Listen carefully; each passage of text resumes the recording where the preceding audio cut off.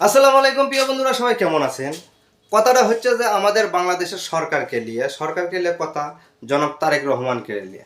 কারণ এ যাবৎ গততে দেখছি কোনো সরকার এরকম কাজ করেনি। তবে সরকারের কর্মকাণ্ড কার্যকলাপ দেখে যে সুন্দর ভালো লাগিচ্ছে, এরকম যদি কাজ করে তে আসলে মানুষের মনে, মানুষের হৃদয়ে জায়গা করে নিতে সময় লাগবে না। কারণ তাকে দেখছি আলেম সমাজকে, বিশেষ করে আলেম সমাজকে যে এত সুন্দর ভালোবাসা সে দিচ্ছে।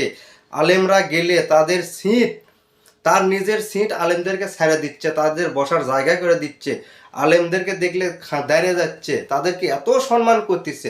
আসলে ভাই এগুলো দেখলে ভালো লাগে। আমরা তো এরকমই চাইছিলাম যে যে সরকার আসবে সে সরকার আলেমকে সম্মান করা শিখুক, যাতে আলেমকে ভালোবাসা শিখুক। তাহলেই তো মানুষ সে সরকারকে ভালোবাসা শিখবে, তাই না? আসলেই আমি তাকে দেখছি বিভিন্ন প্রোগ্রামে, ইফতার পার্টিতে, অনেক জায়গায় দেখা যাচ্ছে আলেম দেখলে সে তার নিজের সিট তাকে দিয়ে দিচ্ছে, আলেম দেখলে সে দাঁড়িয়ে যাচ্ছে। আসলে এগুলো দেখলে ভাই মনটা ভালো লাগে, মনটা অনেকটাই শান্তি পায়। আমরা এরকমই সরকার চাই, যাতে আলেমদেরকে সম্মান করে, আলেমদেরকে ভালোবাসা শিখুক, আর আমরা জনগণ সে সরকারকে ভালোবাসা শিখব। আর অবশ্যই আপনারা সরকারকে ভালোবাসবেন।